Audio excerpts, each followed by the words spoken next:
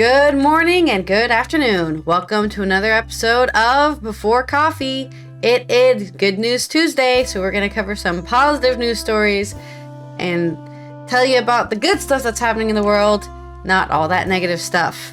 Let's go ahead and start our headlines. Today on Before Coffee, pro-Europe EU parties at political center can ward off far-right surge. Metsola assumes. On Good Tuesday, man is jolted back to life by speed bumps, and the Fed is trying to ban humorous highway signs. Scientists believe the way humans have evolved may be stopping us from solving climate change.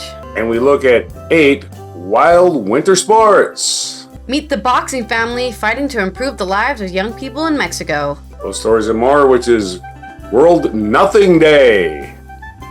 Roses are red, pickles are sour. We give you the world's news in less than an hour. January 16, 2024, on Before Coffee.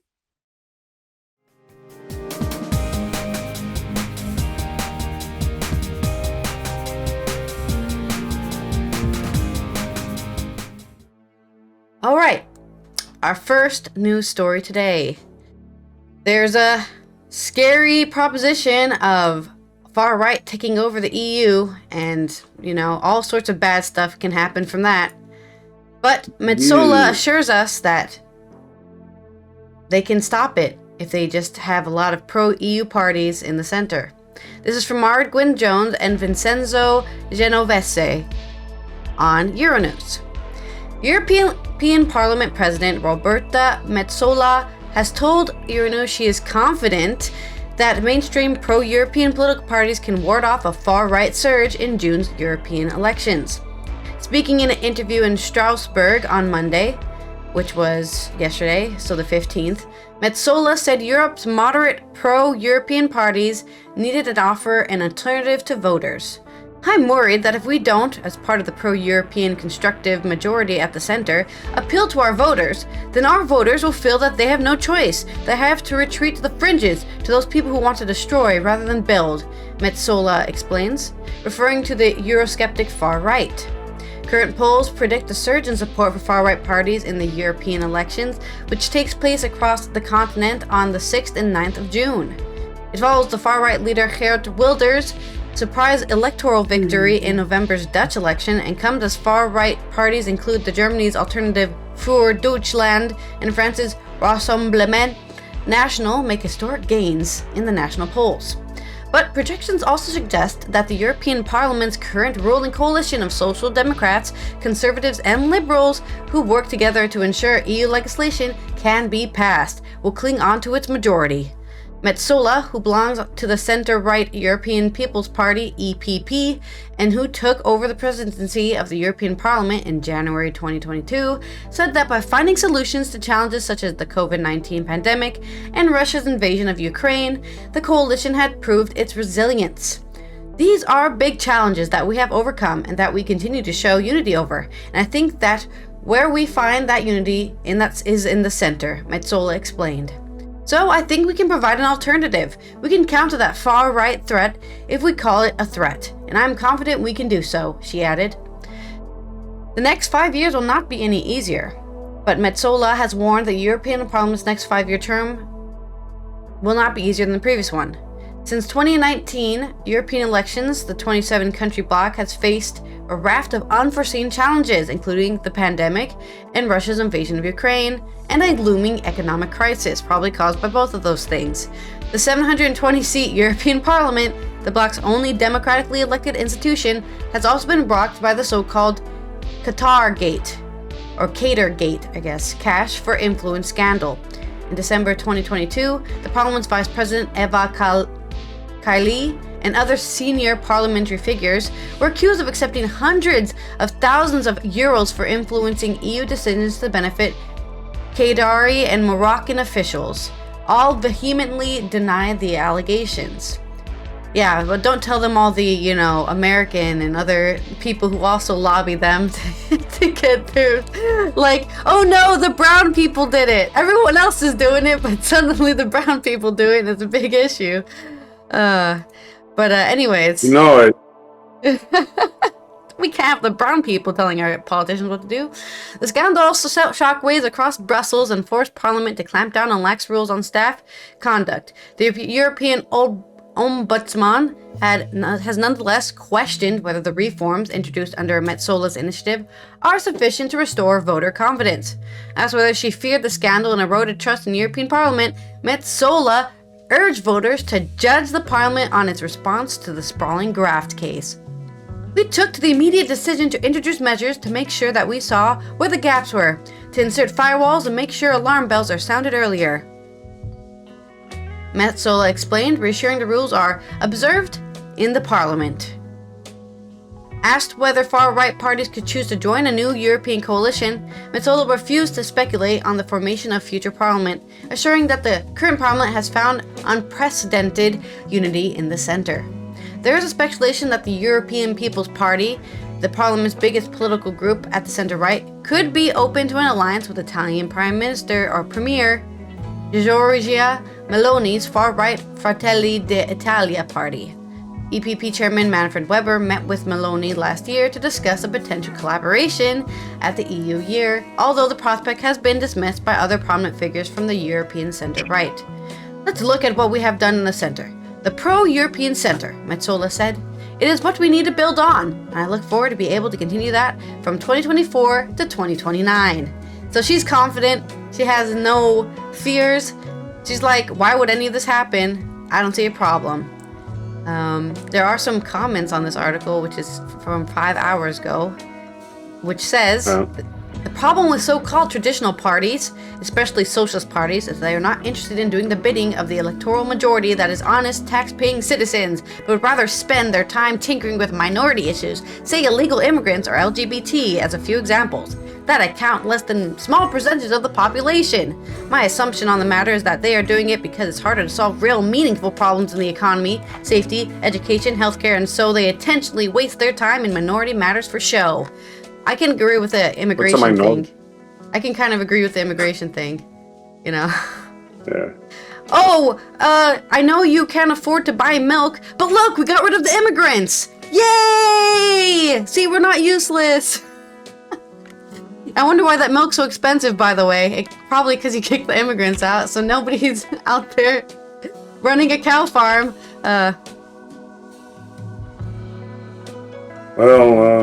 And this person the person replied to this saying in bold, make the EU Commission accountable to the popular vote. Make the EU democratic, for Christ's sake.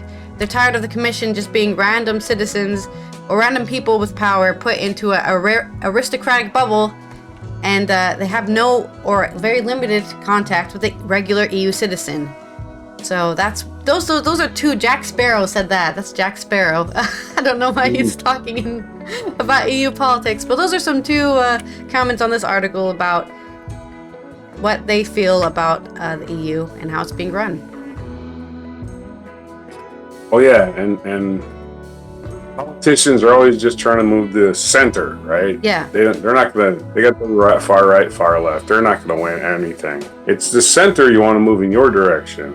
Mm-hmm. And you get to convince them of bullshit that they're not gonna lose, right? Yeah. You're gonna lose something.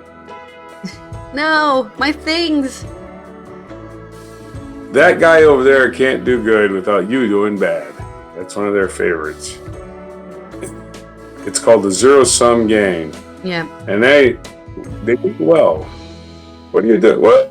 Somebody's doing good. That can't happen. I'm not doing good. I deserve it. And Good News Tuesday. This is from Andy Corbley of the Good News Network. Dead man jolted back to life by intolerable bumps of India's potholes. Right on. They breed anger and derision. They cause annoyance, discomfort, and even expensive repairs. But India's famous potholes actually saved the life on Friday. The late Darshan Singh Brar was being transported to an Indian version of a wake after his untimely death from a chest infection at the age of 80. Family, relatives, and friends had already gathered for a banquet and cremation when the ambulance he was buried and received a received a nasty jolt from a pothole in the roads in Naising in a far north Indian Haryana state. It was then that Mr. Brar's grandson, who was on board the ambulance at the time, noticed his hand moving. Checking his pulse and finding, to his great shock, there was one. He notified the driver immediately, turned toward the nearest hospital. He was declared alive and savable, and he was referred to the Rawal Hospital in the city of Karnal. It is a miracle. Now we are hoping that my grandfather recovers soon, said Balwan Singh, another of Mr. Brar's grandson. Everyone who had gathered to mourn his death congratulated us, and we requested them to have the food we had arranged. It's God's grace that he is now breathing, and we are hoping he will get better. A valued and expected member of the local community in Nising, NDV News reports that an entire colony was named in his honor. He had been feeling very ill and was taken to the hospital in Nising and put on a ventilator. After 4 days, his heartbeat stopped. He was taken off the ventilator and declared dead. Wow. Doctors in Rawal Hospital said that the grandfather was breathing without the aid of a ventilator and his heartbeat was normalized. They can't say for certain why the other hospital declared him dead, but speculated that it may have been a technical error. Perhaps an error there. The next time you're planning to go to town, Next time you're planning to go to town hall or city council with the potholes in your street, consider the story of Darshan Singh Brar, or the story of incompetent doctors. Okay. In other pothole-related news, as my phone just reset itself. Okay. This is the United States, anyway. The feds are banning humorous electronic messages on highways. This is according to AP News. It's no joke. Humorous and quirky messages on electric signs will soon disappear from highways and freeways across the country. The U.S. Federal Highway Administration has given states 2 years to implement all the changes outlined in this new 1,100-page manual released last month, including rules that spelled out how signs and other traffic control signs devices are regulated. Administration officials said overhead electronic signals with obscure meanings, references or to pop culture or those intended to be funny will be banned in 2026 because they can be misunderstood or distracting to drivers. Here's what they should say. Slow the fuck down. Very unambiguous. The agency, which is, that's my editorial, that's not an article. I don't want to give AP, oh, what are they doing? They're saying that for?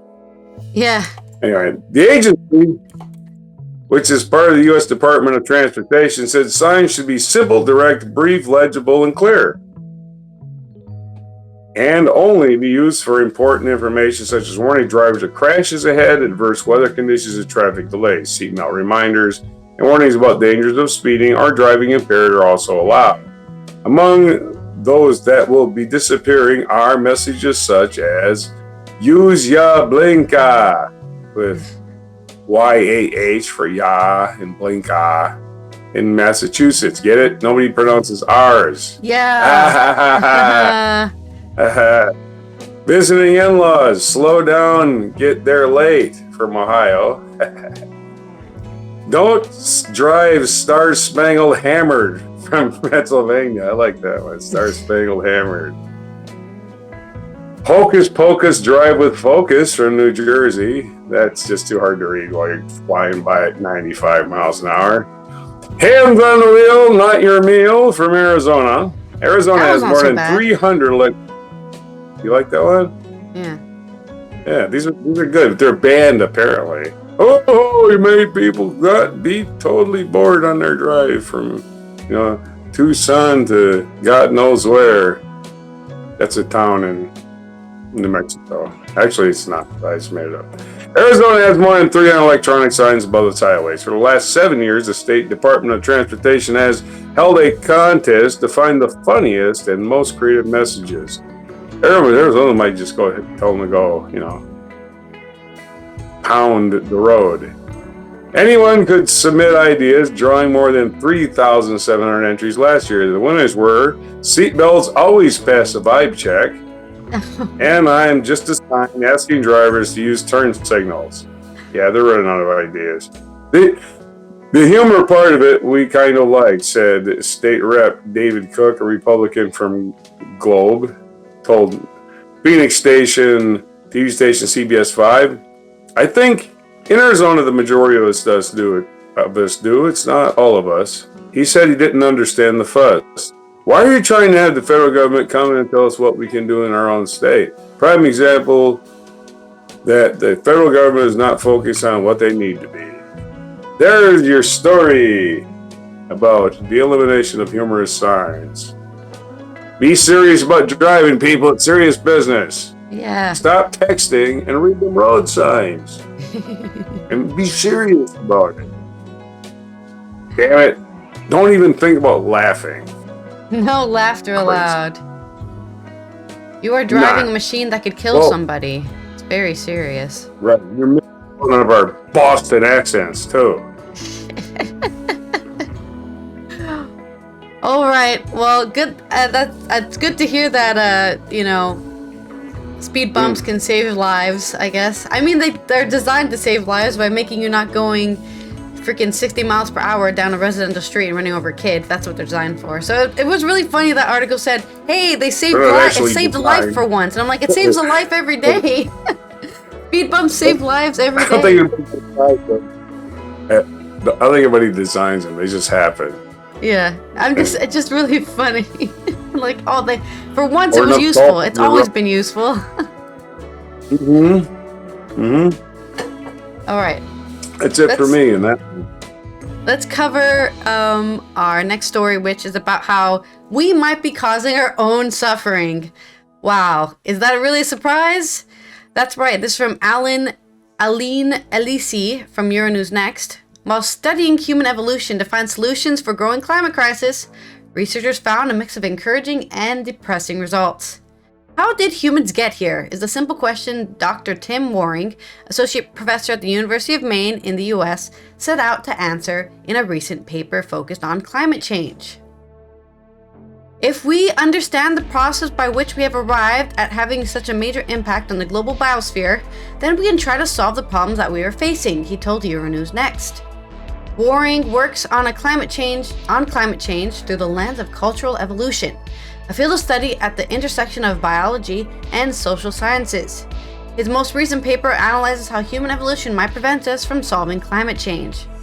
The professor and his colleagues Ors Sazmari and Zach Wood published the report in the world's oldest scientific journal, Philosophical Transaction. I do want to add hope for humanity, but the point of this paper is not to be artificially positive. It's to accurately describe the challenges that we face, Waring said. Waring and his team analyzed the resources that humans used, the impact they had on the environment, and the development of their cultural traits over the last 100,000 years. They found that humans have systematically found solutions to problems they faced. A lot of people currently feel that climate change is something that we will eventually solve, and there's a good reason for people to believe that, because humans almost haven't come across a problem that we haven't been able to solve, said Waring. Still, our track record won't be enough to save us in the long term. The authors of the paper found that one of the reasons we're so good at problem solving is that we use resources more intensely and at a greater scale whenever we need to. Their analysis also highlighted that humans only found solutions once problems were already out of hand. In the context for climate change, those approaches might not work as we only have one planet. While the academic lauded international efforts such as Montreal Protocol to protect the ozone layer, he also highlighted that many of the endeavors were in favor of local, sub-global groups such as countries and companies. Our evolution shows that we are good at solving problems between groups, but never on this kind of scale and complexity. Solutions need to be truly global, even though it is against the interests of existing groups, authors say. I think we should be very happy that we get climate change at a first challenge because it's easier to solve and because it's very clear that it's going to be painful for all of us. So we should be considering ourselves lucky, the expert said, comparing it to other challenges such as the ecosystem collapse that will come down the line. We've been eliminating species and poisoning and changing the environment all over the world for a very long time, and we don't know how that is likely to influence the stability of the ecological system, he explained. But even if we do solve climate change, we'll have to watch out for our evolution traits, as humans tend to be competitive over resources according to experts. Previously, conflicts caused by our competitiveness were manageable because the planet was healthier. But as we test global limits, researchers are concerned that there's no way around this destructive behavior, which once contributed to making us one of the most advanced species on the planet. There are no long-term solution to the human evolution on the planet that doesn't involve unpleasant conflict, and we need to try to solve that, Waring explained, highlighting that the model of cooperation and coordination we've been applying for the last millennia isn't sustainable. In essence, humans need to change how they evolve if they want to survive. One of the directions the paper points towards is a system of self-limitation and market regulation to bind human groups across the planet together in even more tightly and into a functional unit. But concrete solutions are still to be explored as the very poorly understood field of cultural evolution develops. We haven't thought of a lot of interesting policies yet because we haven't really considered the nature of climate change in an evolutionary perspective before, Waring said. Yeah, I mean, this sounds about right. Even though Star Trek is only science fiction, it does have something right, which is that the entire planet of Earth combined into one entity instead of being a bunch of separate entities that, fight each other and try to, get resources. Instead, they're like, we're all Earth. Anyways, there's aliens out there. Those are the guys we need to worry about. Of course, that's the problem. Us humans don't have an external force outside of Earth to worry about, so all we have to do is fight each other on the planet because there's nobody else outside the planet to worry about. So I think that's kind of what they're also going for here, is because humans need to fight each other for resources. It's just a primal urge or something. As long as we only have the planet to fight over, that's what we're gonna do, and we're gonna slowly destroy it as we keep fighting over things that really don't matter, like oil and, I don't know, land to feed people with. Like, we could just conglomerate it all together, but one person wants to be in charge of all of it, and that's the problem, I guess. Yeah, we need a boogeyman. Yeah, we need another. We need some. Maybe the space aliens will do that for us. They'll attack us and go, humans, you are only cattle. And we'll go, no, we're not. Except half of them will go, yes, we are. Tell us more, master. That's who they are. Anyway, this is from lonelyplanet.com. It's a little old, but it's still pertinent. 8 wild winter sports from around the world. And I sent you a video, by the way, so maybe give you a little. This might stretch out, so I might have time. Just because the temperature dips doesn't mean the outdoor fun has to stop. While traditionalists stick to skiing and snowboarding, so snowboarding used to be an extreme sport. Don't forget that. Some folks get creative, either translating their own favorite warm weather sport to the warm climate or making up a whole new one. Like the guys who started sledding with a shovel. Below, 8 non-traditional winter sports from around the world. Yukigassen. There are snowfall fights, and then there's Yukigassen, a snowball competition originating in Japan that has since made its way to other snowy climates like Norway, Russia, Finland, Sweden, Alaska, and Canada.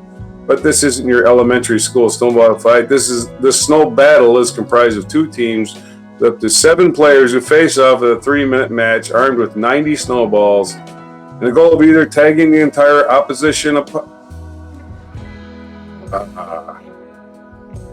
oh wow, it's making me create an account. Let me do this again.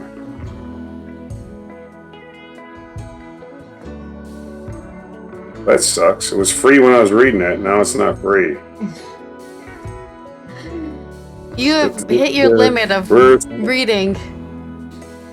No, we can sign it with Facebook. Or we can't. Hold on. It's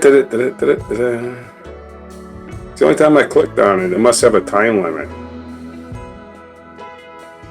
Yeah, I don't know. Okay, we're back to reading. Woohoo! Let me do it with Google. All right. Continuing, when they got their 90 snowballs, the goal is either tagging the entire opposition out like dodgeball or capturing the other team's flag.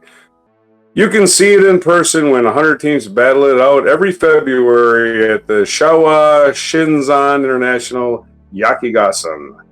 Snow Polo.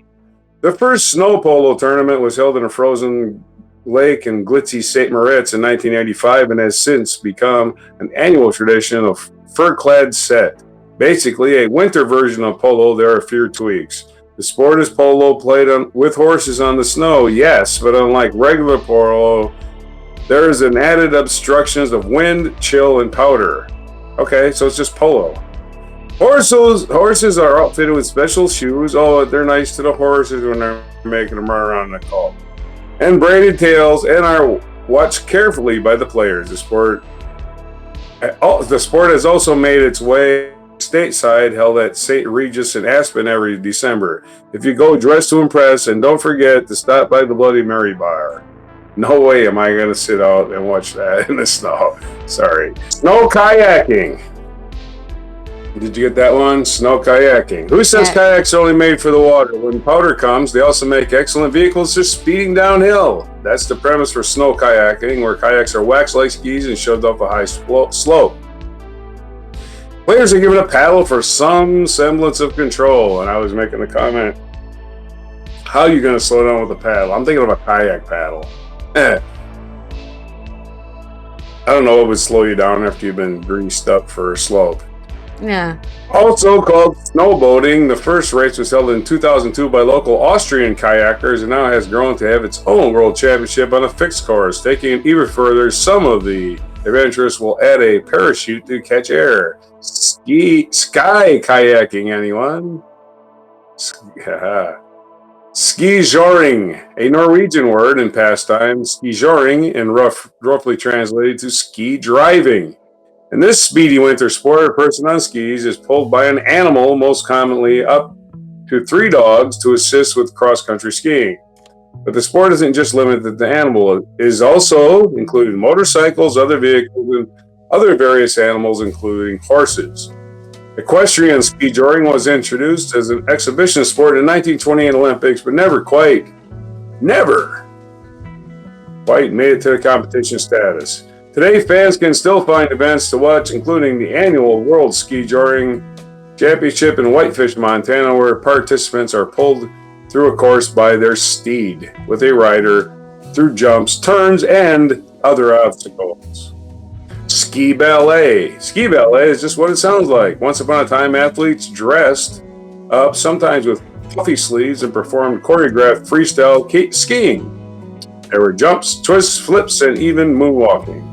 There were no limits, and that was part of the appeal. Not unlike figure skating, ski ballet, also called acroski, even made it to the exhibition status of the Olympics, but never quite generated the interest they hoped it would, despite being splashy and set mostly to popular music at the time. The sport faded into history after the year 2000, but you can still catch some tricks in the ski ballet scene in the 1940s movie Hot Dog. Hot dogs.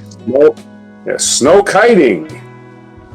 To understand snow kiting, start with kite boarding, where a large controllable kite plus wind is utilized to propel your board along or out of the water to do tricks. Now swap the water for snow and a wetsuit for snow gear, and you've got snow kiting.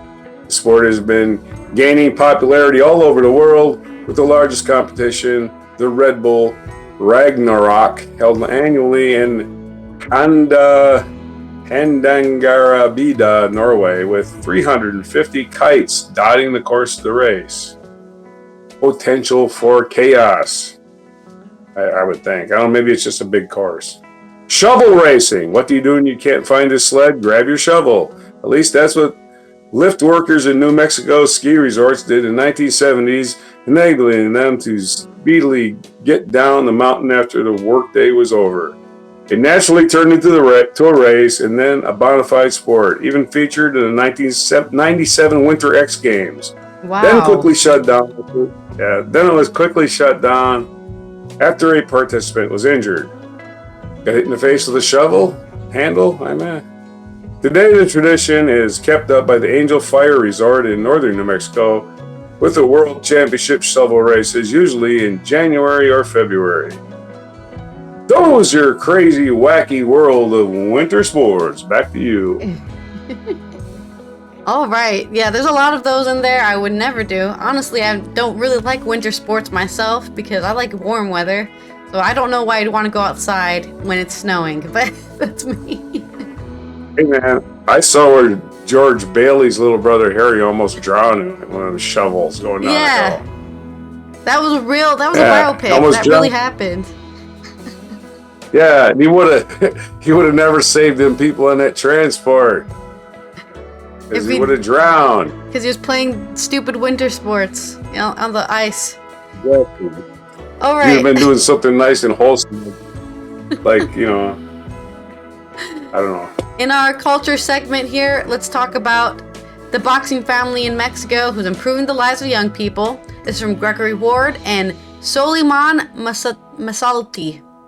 The role of a coach includes everything from being a dad to being a psychologist, a doctor, and a therapist. The Ramirez family main goal is to keep young people off the gritty, crime-ridden streets in Ecatepec de Morelos, Mexico. Boxing is their passion, so they want to share it with the community. They found a derelict space underneath one of the city's busy bridges and transformed it into a boxing gym. Jim Ramirez Box. It's literally an underpass. Just open air underpass with a bunch of punching bags and some other training tools. Gym Ramirez is different from most ordinary gyms. Amidst the sound of the vehicles overhead, its primary aim is to deter children from criminal activity by teaching them boxing. Huh? Why are you showing me that? I'm just holding. I didn't know you were looking at me, man. I'm always looking at you. I can see everything that's happening. Okay. I have a monitor for all things. Okay. Ectopec. At the head of the family is Miguel Ramirez, who founded the gym with his family 14 years ago. He told scenes that it was important to them to impact the community positively. Ecatepec is known everywhere in Mexico as a red spot for crime. It is very dangerous, but under the bridge, we want to help these people, says Miguel Ramirez. By day, Miguel runs a small street food business selling Mexican tacos. Hell yeah! And in the evening, he devotes his time to training young, aspiring boxers. His family's unique sports center has become a sanctuary for many young people, and Miguel finds himself helping in more ways than one. Miguel believes that by instilling the strong discipline of boxing, those who practice it have fewer opportunities to fall into a life of crime. We want young people to have another vision, he says. A former boxer himself, Miguel's grandfather, father, son, daughter, and grandson have all been involved in the sport. His grandson, Josafat Hernandez Cervantes, is an aspiring boxer who hopes to become the world champion one day. When I'm boxing, I feel great, Josafat tells Scenes. Gym Ramirez is a very nice place with very good coaches. They motivate me to keep fighting for my dreams, he says. The role of the coach includes many things. You do everything, from being a dad to being a psychologist, a doctor, and a therapist, Miguel says proudly. When you have been with a student for many years, he is already part of your family, he adds. There are times when young people cannot afford to eat or do not have money to attend the gym. Miguel says that on those occasions he steps in to offer support. I tell them I will not charge you a penny, but the condition is that you come and train, he says firmly. As a boxing coach, Miguel has witnessed and shared the achievements of the young people he trains. His dedication and expertise have led to several of his boxers excelling in local and national competitions. I have been named Manager of the Year 3 years now, Miguel says, because I have trained 6 boxers who delivered the most gold, silver, and bronze medals in the city. Despite his achievements as coach, Miguel is constantly aware that he is responsible for the safety of the young boxers in his care. He takes proactive measures to protect them from potential harm during training. In such a big responsibility, because boxing is not easy. There are blows and your life is at risk, or your life is at stake. If you don't prepare them properly, they are at risk, explains Miguel. Fernanda Michelle Ramirez Perez, Miguel's daughter, is a former fighter turning boxing coach. She has trained students for over 12 years and says she enjoys positively influencing young people's lives. Many children learn how to defend themselves because many suffer from bullying, Fernanda tells Scenes. I like to teach people that come here looking for refuge, for them to know that they are welcome, says Fernanda warmly. Fernanda, the gym's sole female boxing coach, says she takes pleasure in steering young people away from negative influences and towards a healthy lifestyle. I like boxing because it's one of the most complete sports. It's where you can de-stress in all aspects, says Fernanda. It's a sport that can change lives, she adds. The Ramirez families are motivated by seeing the young people achieve recognition in boxing. Their passion for the sport and guidance have helped steer young people away from crime and other negative influences. As a family, we form a great team, says Miguel. Gym Ramirez is something my whole family and I enjoy, and we do it with pleasure. The positive impact of the family's gym extends far beyond the bridge and into the community. Miguel hopes that every young person in the area finds the motivation to change their lives for the better. So there's your very positive and inspiring news story about a family who just opened a gym under a freaking overpass. So don't let anything stop you, because these people aren't letting anything stop them.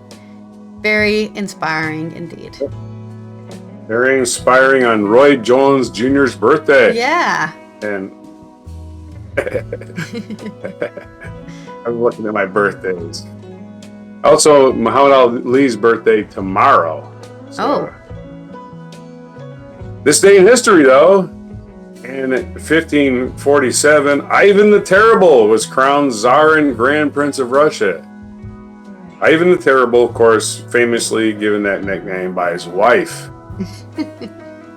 1556, Charles V, Holy Roman Emperor and King of Spain, renounced his claim on Spain. So I'm tired of Spain. No longer. You guys don't eat your vegetable. That's right. 1883, on this day, the Pendleton Civil Service Act, a bill sponsored by Senator George H. Pendleton of Ohio, established Civil Service Commission in the United States. This day, 1934, opera singer Marilyn Horne was born. Noted American mezzo-soprano, noted for her seamless quality and exceptional range, which tends to be something desirable in opera singers. All right. 1973, the last episode of Bonanza aired on NBC. It was a popular Western series, ended after 14 seasons. 1992, the Civil War in El Salvador ended as the government and the Farabundo Marti National Liberation Front signed the Chapultepec Peace Accords in Mexico City. Hey, in more 2006. Celebrating Mexico. Huh? More celebrating Mexico. Oh, yeah. Well, it was an El Salvadorian peace treaty with, the warring factions in El Salvador, which is famously I believe the Sandinistas. That's where they were. Or that might have been Nicaragua. A lot of them Central American countries are tough for me to sort out their history because they're crammed together with U.S. involvement. Yeah. 2006, Ellen Johnson Sirleaf, the first woman to be elected head of state of an African country, was sworn in as president of Liberia. 2017, American astronaut Eugene Cernan, the last person to walk on the moon, died at the age of 82. Well, I thought it was Harrison Schmitt, so I guess he was the other guy with Harrison Schmitt. They were both the last. Yeah. One was the last one on the ladder, But that was in 1972, over 50 years ago. And the moon's like, you guys, you don't ride, you don't come back. Oh, by the way, we just lost another probe. Maybe we'll cover that tomorrow. One of them private companies crashed it. American record producer in 2021, Phil Spector, died at the age of 80. He was in jail at the time, I believe, for second-degree murder. And the featured event on this day, 1991, the beginning of the Persian Gulf War. That's right, the Persian Gulf War, triggered by Iraq's occupation of Kuwait in August 1990, began on this day in 1991 with the U.S.-led air offensive against Iraq that continued until a ceasefire was declared on February 28th. So it really wasn't a war. It was more like a bunch of bombing and then a surrender fest. And this birthday's today, Diane Fossey's birthday. She was born on this day in January 16th, 1932, American zoologist. She died in 1985 at the age of 53 in Rwanda, famously probably killed by poachers. She lived with gorillas. Susan Sontag, American writer, was born on this day in 1933. Sade, British singer, born this way in 1959. Roy Jones Jr., as my page just flipped on its own. Roy Jones Jr., American boxer, was born in 1969 on this day. Kate Moss, a British model, born in 1974. And Lin-Manuel Miranda, famously actor, composer, lyricist, and writer, and of the Broadway play Hamilton. And this day is also known as we said, National Nothing Day. Let's see. National Religious Freedom Day, which you're free to worship nothing. And National Fig Newton Day, which is what's better than a Fig Newton? What's better? Nothing is better than a Fig Newton. And it's National Without a Scalpel Day, because you should never be walking around without a scalpel anyway, because they're really sharp. And let's see, what are you supposed to do on National Nothing Day? It says here, nothing. So, those are good for today, January 16th, 2024, on Before Coffee. If I'm still on camera. You're still here. You're still here. All right. Well, this has been Allison from the Netherlands, who I guess will be doing nothing today. And I hope you're also going to be doing nothing. You know what? Take one for me. Take a break. Sometimes it's nice to just stare at the clouds in the sky. If there are clouds in the sky. If there aren't clouds where you are, I stare at the rain falling. Today, that's also nice and peaceful. Today in Maryland, you can build a snowman. Yeah, we got do about 8 inches nothing. of it. And we will see you tomorrow for our wacky news on Wacky and Weird Wednesday. Here is your mic drop moment. So that Americans who love this country and just want a better future don't have to listen to hours of frustrating attacks and procedural debates in a partisan game, let me sum it up. 1, there is zero evidence of President Biden doing anything wrong, including in connection with his son. No evidence of an impeachable offense. Not a little, not something, none. 2, Hunter Biden has offered to testify in public in front of this committee. If Republicans only want his secret, private testimony, that is, as the kids say these days, sus. If my Republican colleagues are truly in this to get answers, and I hope they are, stop wasting all our time on holding Hunter Biden in contempt on a deposition and ask him your questions. He'll be here under oath, and the American people can watch. What's more transparent than that? What's better accountability than letting the American people hear Hunter Biden's answers? That's real accountability, not political gamesmanship behind closed doors. This is a game where nobody wins and everybody loses. It is Washington at its worst. And I'll tell it like it is without pointing the finger at either party. This sucks.